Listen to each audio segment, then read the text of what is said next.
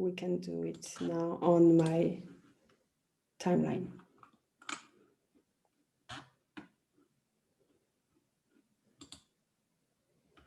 So then it wouldn't be via Zoom, right? It would be, I'd have to be in your... It is now, and we are live now. Oh, it's working. It's working. So we just had some trouble right now. I wanted to do something different, so that's why it didn't work. But we are live. Amazing. Well done. Amazing. Yeah, on my timeline. And today it's going to be an interview with Kavin from UK.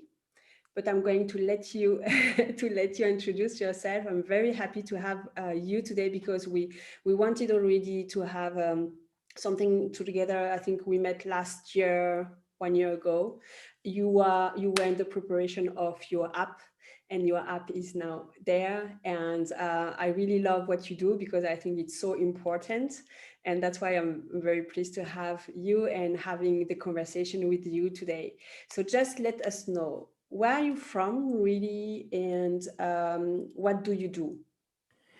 Yeah, absolutely. So thanks for having me, and hello to anybody watching now or later on Christelle's timeline live. Exactly. So my name's Kavin, and I'm the founder of kidcoachapp, as you can see behind me. Yeah. I'm also the dad of 2 little kids who are at school at the moment. We're lucky in the UK, the schools are open. I know it's been choppy across Europe in the last few months, but right now in the UK, schools are open. So my 2 kids are there. And I founded this business, kidcoachapp, about 18 months ago. So it's relatively new. Exactly. I'm an entrepreneur, but prior to that, for the last 15 years, I spent my time in the corporate world in very commercial roles, in sales and marketing and strategy. And my last role, for example, was leading our UK division of an education publishing company. Okay. So I've always been in that education field, but really I wanted to do something a bit more entrepreneurial and something that directly helps parents at home, just like you, just like me, just like the parents we're speaking to, something that helps parents at home shape and develop their kids simply through conversation. And, I'm sure we'll get into more what the app does, but really in a nutshell, it's about helping parents have more meaningful conversations at home that simultaneously develop key skills that children need for the future, things like creativity and critical thinking and communication skills. And the way we do that is by teeing up hundreds and hundreds of quick 5-minute conversation starters, ones that are fun, but also challenging.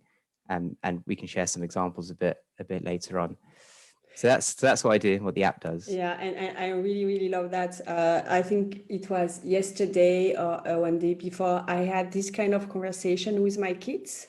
And it's really like something, if you would be on an island, the 3 things you could take with you? Or no, yesterday it was about doing compliment, how to give a compliment to someone. And then we did a round at the table, and then I said, okay, I have to work. No, Mama, you can stay, and we can continue to discuss together, please. And I really like that because they really enjoy it. It's not something they have to do, but it's really something they enjoy it. And the one asking, okay, Mama, do you have time to discuss now? It's the one who normally doesn't really speak that much. So in my case, in my family. Right. And children rarely ask you, okay, can I do some more algebra? Or can I learn the capital cities of Europe now? Or can I learn about fractional distillation? Or they rarely ask about these things, do they? Yeah. So indeed, like what I'm trying to do with these conversation starters is make them fun and relatable for kids, such that they're like, oh, this is just a fun conversation with mum and dad. Exactly. That's all it is. But actually, we know, secretly, that they're learning in the background and developing all these wonderful skills. And the other thing, which I think also, Christelle, really plays into the work you do and how you help this wonderful group, is around dialogue, right? It's about just opening the lines of dialogue between parents and children. If we give them something that's kind of easy and fun and accessible to talk about, then it just means that they're more likely to come and talk to us about something in the future that is potentially more serious or traumatic, or Exactly. anything to do with their well-being or mental health, and which are of course all things that we want to know And about. it's what I like what you do, because you have really three different things in your app, and maybe you can show us how it looks like. Yeah. You can share. We as parents, we can really suggest different theme, and depending of what kind of conversation we want to have, or what kind of, if it's more thinking, or if it's more feeling, we can help them to develop that. And I find that so powerful, and it's really what I really try to do myself with my children. But I think sometimes we don't have enough creativity as parents, and then when we have these kind of apps, so we can just tap into the source and say, oh, okay, now I have a theme. And it's what I told you. So one of my child is Harry Potter fan, and once you ask the question, oh, okay, that's a good question. And then it was with my husband and my kids, we had this discussion about Dumbledore and Snape and so on. That was Right. very, very interesting indeed. Right. Yeah, that's the thing. Sometimes we only have 5 or 10 minutes with our kids, right? The time comes and goes very quickly, in the car ride on the way home from school, or a walk around the neighborhood, or at dinner time, or towards bedtime, or we get these 5 minutes pockets of time, and we want all, don't we, to have more meaningful conversations with our kids and have those open lines of dialogue and get our kids thinking about all this new and wonderful stuff. But it's very difficult to suddenly think sometimes of the perfect question. And that's where, as you said, Christelle, this kind of app can help, because it puts them in the palm of your hand. And so you can see the screen, I think, right? Yeah, Where you're yeah, seeing the yes, picture of yeah, the mobile phone. Okay, yeah. great. So these are some examples, right? This feed always gets refreshed with what's newest and what's tailored for you. The more you use the app, the more it tailors according to the things you like. But I sort of scroll across, and you can see the range of the types of things we Yeah, have. so there is critical thinking, mindfulness, There's quite, resilience. and there's also things about latest news topics, like the Exactly, yeah. Mars rovers that have just landed in the US, being telepathic. Empathy. How do you cross a river? How can we pick up litter more, reduce litter? If you had a circus, what acts would you have? I mean, these are some of the latest ones, but if you really want to see the range of skills that they're mapped onto, that's over here. And this is really the tagline of our app, I suppose. We have skills around talking, around thinking and feeling. Yeah. Talk, think, and feel. If you like, these are the social, cognitive, and emotional skills that are often talked about in the literature, right? Social, being good with people, talking with people; cognitive, so thinking well; and emotional, so Feeling, yeah. the way you feel and how you recognize how others feel as well. And within here, there's a bunch of subcategories. So, for example, say you wanted something on leadership, right? And I think so. There's a whole bunch of leadership specific questions, and I think here is where we will see that Dumbledore question potentially. There it is, right? Exactly. Yeah. What This makes one. Dumbledore such a good Yeah. headmaster? Yes. And within each of these, you can also tap into them to give you, as a parent, more guidance and prompts. So, what is it that we could sort of get to here? It's about noticing others and learning from role models, even fictional role models like Albus Dumbledore. Yes. And some specific prompts for kids, because sometimes you ask them and they're like, I don't know, or particularly if it's a particularly strange, quirky question. So there are some prompts here that get the conversation started and keep it going. The first prompt is typically scaffolded, which is this educational term, which basically means kind of start off with something really easy. So, what's something that's important that Dumbledore did? What happened? Okay. And then how has he shown leadership? What words would he use to describe him? And then, to take it even further, how could he, Dumbledore, get even better at leading? Yeah. Because everybody can be better at anything, right? So obviously you wouldn't start with a question like that potentially, but at the end of the conversation, you can push towards it depending on how it's going. I'll show you one other example, because this is not just a Harry Potter app, but something like, which leader do you admire and why, you could use regardless of what books or movies your child is into. And And as I say, this kind of thing can be used for all sorts of categories, including, and I think it's worth touching on some of these more sort of internal ones, like in the Yeah. mindfulness category, for example. Yeah, well, mindfulness is what I do with kids. I do that. I do a lot of mindfulness for myself and for my children, but as well for other kids. So it's something very important as well.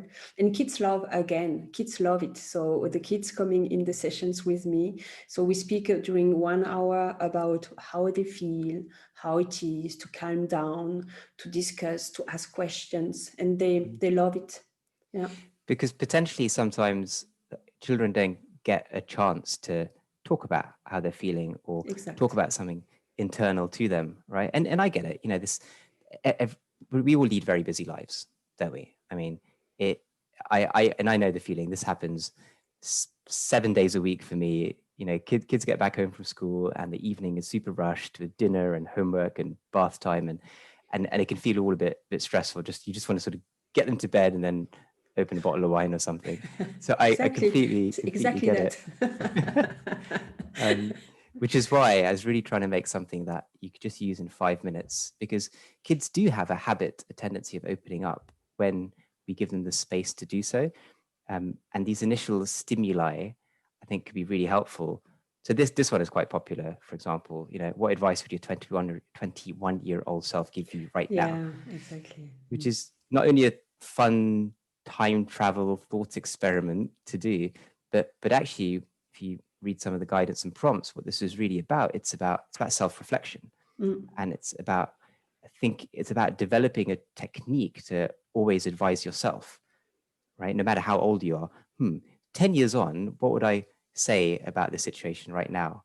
Would I be happy about the decision I'm about to make? Would I tell myself to pull my socks up and get on with it better? What would I tell myself? And I have a question. What do you think? When can we start to ask these kind of questions to children?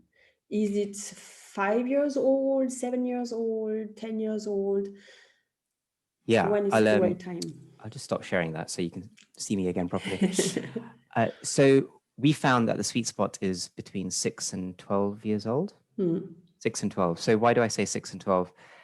Because younger than 6 years old, most children haven't typically developed enough of the verbals and the ability to communicate in sort of free-flowing sentences.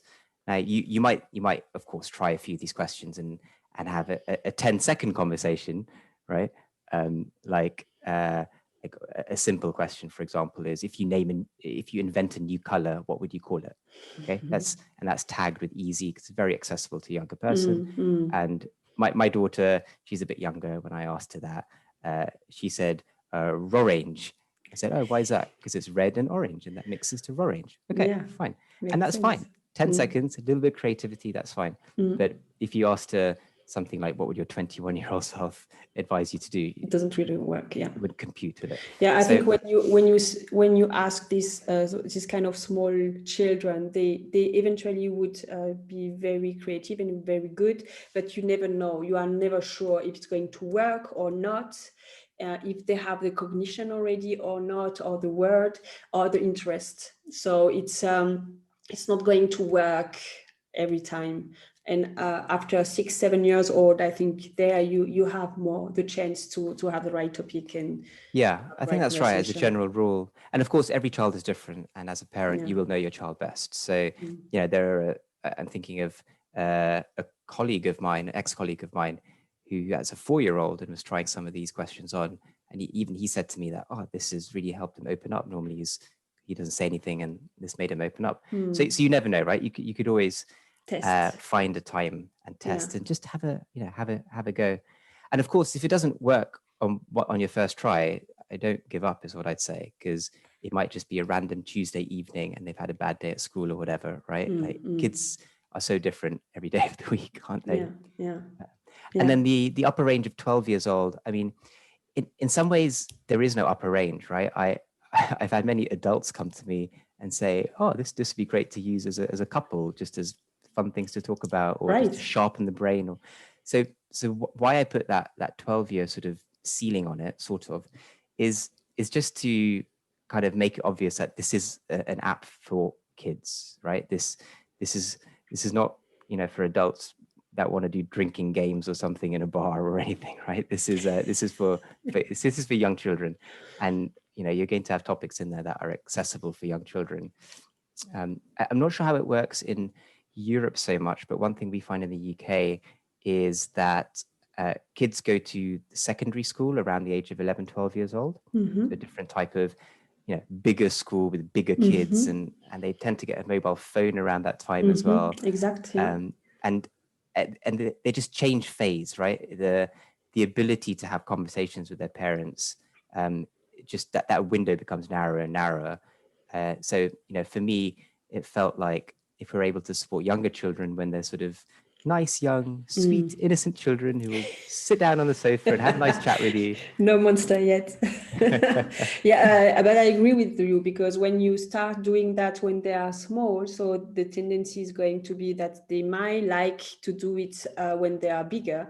But if you never start that, they are not going to start later, or it's going to be more difficult. It's going to be harder, isn't it? Yeah. Exactly. Yeah. Right. So I agree with you, and that's why I would say as well. But I kind of do the same. So I have meditation course or mindfulness courses, and I usually say between 7 and 12, because it's the range where, and when they are bigger than that, so it might be another group because it's more teenager and it's a little bit different. So I think 7 and until 12, it's usual range we say. But we can start. Right. And it's a guide, isn't it? Exactly. The brains tend to be more moldable as well when you're younger, right? Yeah. When you're old adults like we all are, everything's kind of set in concrete, and it's hard to change your brain or change the wiring. But the younger you are, the better. And actually, there's a really lovely example of this the other day. Just at the dinner table, we were eating some food, and the TV was on, and it was an advertisement break, and an appeal came up for charitable donations to Africa, and it showed the pictures of starving children and things like that, right? I'm sure you know what I mean. And I think it was the first time my daughter saw something like that, and she said, "Oh, Daddy, why are those children hungry? Why don't they have enough food?" And I had to check myself here, because I nearly said, because they are, because that's the way it is, because, you know, because that would have been a very closed kind of adult type answer, right? That's just the way it is. That's it. But then, you know, my daughter kind of kept pressing, yeah, but why, Daddy? But I don't understand. Like, there's so much food here, there's so much food in the supermarket, and we throw away food sometimes. And you know what, she's right, isn't she? She's right. And all kids who think in those ways are right. And no doubt when we were children, we thought in those ways as well. And there's just something so wonderfully charming, open, innocent, and original about the way young children think. Yeah. They can bust through any walls in our minds that we've erected as adults. And so what I really hope and believe this app feeds into is that ability to nurture that curiosity and to keep that fire of curiosity burning for as many years as possible, because we know eventually it gets extinguished in adults. So let's kind of keep our children curious and creative, and challenging the norm. And you know, I think actually in the app is a question around poverty and world hunger and kids abroad, and how do we make better charitable donations and things like that. And you know, if this app reaches thousands of parents, and even in just a handful of homes, they have this conversation, which results in a single child growing up to actually completely change how food aid is done worldwide, let's say, and to solve world poverty, then it's completely worth it, isn't it? And I appreciate it's getting a little bit philosophical, but the point I want to make is that children are wonderfully open and curious, and things like this app, but any conversations you have can kind of keep that going. Definitely, I completely align with you, because what I always, and I did a game last week, and it was about that parent understand that it's very important to ask questions. So if as parents we have one thing to do with our children, it's not to telling them what they should do, but it's always asking question. But it's the best way to be in connection with our children. And next week I'm going to do an experience, 7 days, where people try to communicate differently at home. And there is one part when I suggest few questions that they have to ask to their children to understand better, like, hey, what would be the perfect family, what would be the perfect child, what would be the perfect, and they love this kind of question, and it's so interesting to see what they think. And when you play with them, it's like, wow, I never thought about that, or wow, maybe we can do that, why not? And then that's just it's a boost of creativity in the family. And Yeah. I It asked comes from asking one, questions, doesn't it? exactly. And I asked one of my children, okay, what is the best parenting style for you? And then he started to explain me, freedom is very important, but not too much freedom. And then he started to explain me that's important, but still you have to have some boundaries and so on. And at the end, told me, but just the way you do it's perfect. And I was like, great, because this way he could feel it, it's not my rules, but it's becoming his own rules.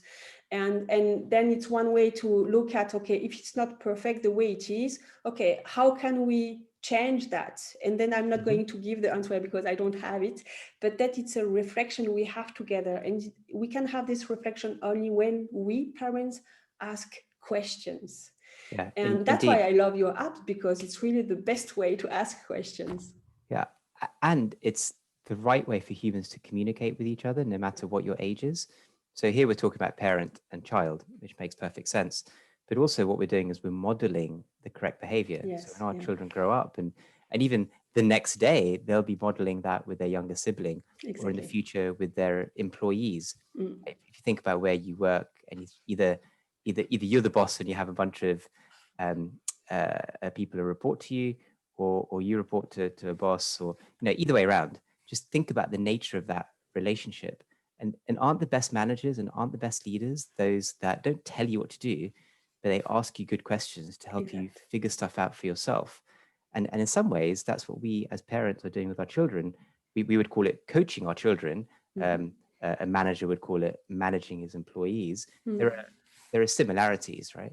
So asking questions just helps in so many different ways yeah, in life, yeah. and are modeling for our children the good And way to And communicate. the last thing I would like to add as well is that during this Corona time, it is difficult. The Mm, fears is everywhere. Everything is a little bit more complicated. There is more stress. There is more stress for children. There is more stress for parents.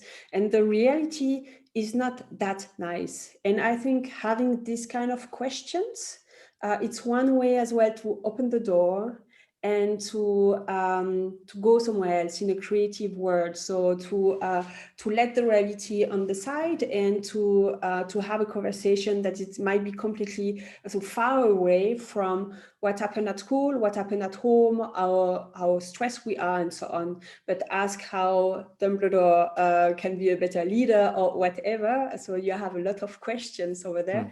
mm. But indeed, that helps to dreams as well. That helps to let go a little bit. It can be used as a distraction in times of crisis. That's true.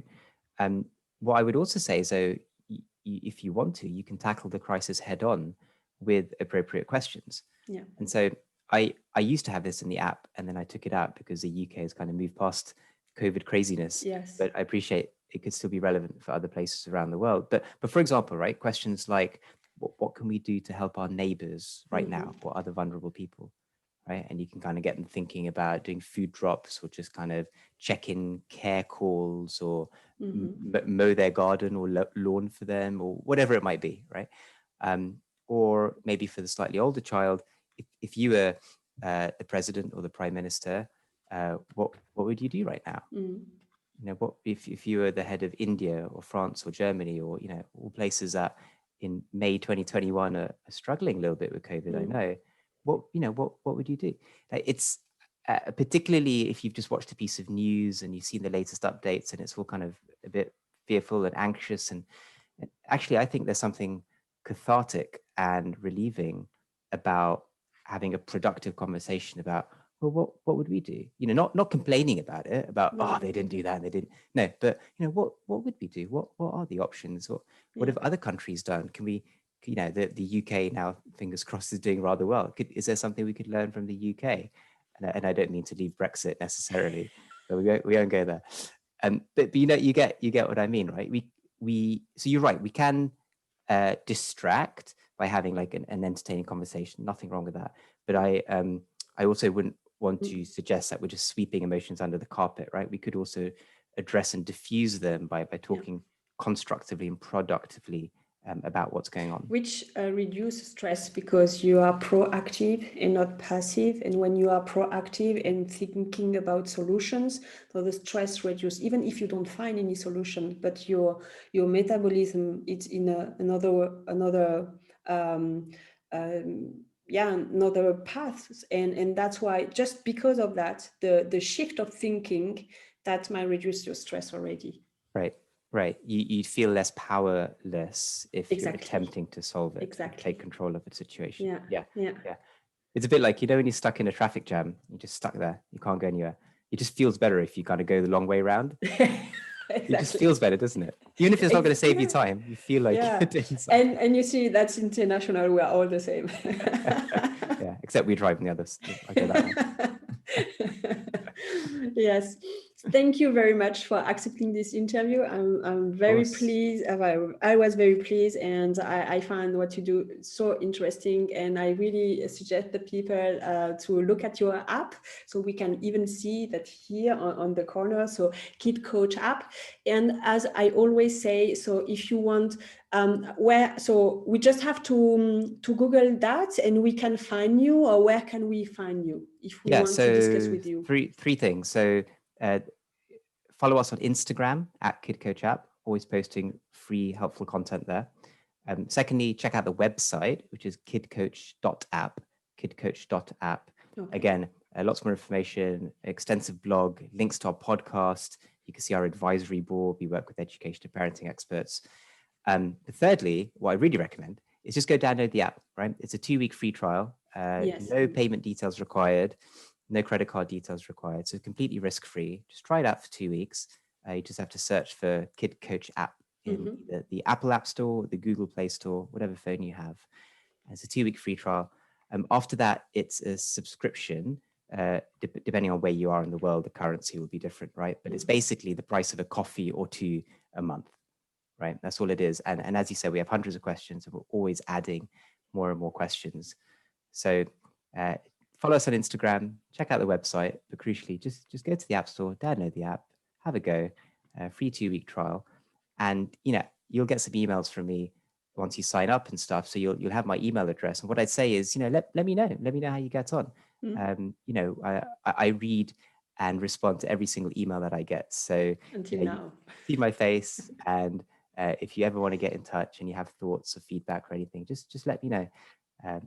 Kid Coach app from the app stores. Okay, great. Thank you very much. And I wish you a very nice day, and see you very soon for another interview in my group. Bye-bye. Thanks a lot, Christelle.